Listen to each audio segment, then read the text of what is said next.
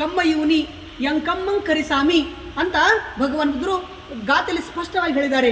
ಹಾಗಾಗಿ ಯಾವ ರೀತಿಯಾಗಿ ನಾವು ನಮ್ಮ ಸತ್ಕರ್ಮವನ್ನು ಮಾಡಿದರೆ ಅನಂತ ಪುಣ್ಯ ನಮಗೆ ಲಭಿಸುತ್ತದೆ. ಹಾಗಾಗಿ ನಾವು ಇಲ್ಲಿ ಹುಟ್ಟು ಪಡಿಬೇಕಾದ್ರೆ ನಮ್ಮ ಕರ್ಮವೇ ಕಾರಣ, ನಮ್ಮ ಹುಟ್ಟು ಪಡಿಬೇಕಾದ್ರೂ ಕೂಡ ಕರ್ಮವೇ ಕಾರಣ. ಮತ್ತು ಈ ಒಂದು ಹುಟ್ಟು ಸಾವಿನಿಂದ ಪಾರಾಗಬೇಕಾದ್ರೆ ಪಾರಾಗಬೇಕಾದ್ರೆ ನಮ್ಮ ಕರ್ಮವೇ ಕಾರಣ. ಕರ್ಮದಿಂದನೇ ನಾವು ಬಂಧಿತವಾಗುತ್ತೇವೆ, ಕರ್ಮದಿಂದ ನಾವು ಪಾರಾಗುತ್ತೇವೆ.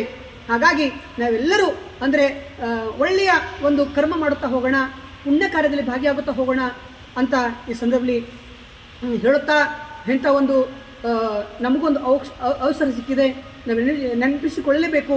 ಎಲ್ಲರೂ ನಮ್ಮ ಮಧ್ಯದಿಂದ ಬಿಟ್ಟು ಹೋಗಿದ್ದಾರೆ. ಭಂತಿಜಿಯವರಾಗಲಿ ಅಥವಾ ನಮ್ಮ ಡಾಕ್ಟರ್ ಅವ್ರದ್ದು ಜಿ ಜಿ ಟನ್ ಅವರು, ಅದೇ ರೀತಿಯಾಗಿ ಡಾಕ್ಟರ್ ಶಿವಪ್ರಸಾದ್ ಅವರು ನಮ್ಮ ಮಧ್ಯದಿಂದ ಎಲ್ಲರೂ ಕೂಡ ಇವತ್ತು ಅಗಲಿದ್ದಾರೆ.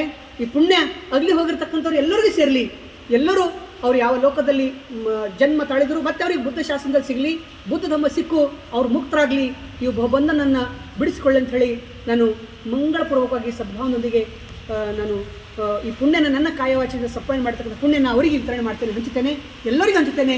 ಎಲ್ಲರೂ ಸುಖಿಯಾಗಿರಲಿ ಅಂಥೇಳಿ ಸಂದರ್ಭದಲ್ಲಿ ಮಂಗಳ ಕಾಮನೆ ಮಾಡಿ ಎರಡು ವಾಣಿಗೆ ನಾನು ವಿರಾಮ ಕೊಡ್ತೇನೆ.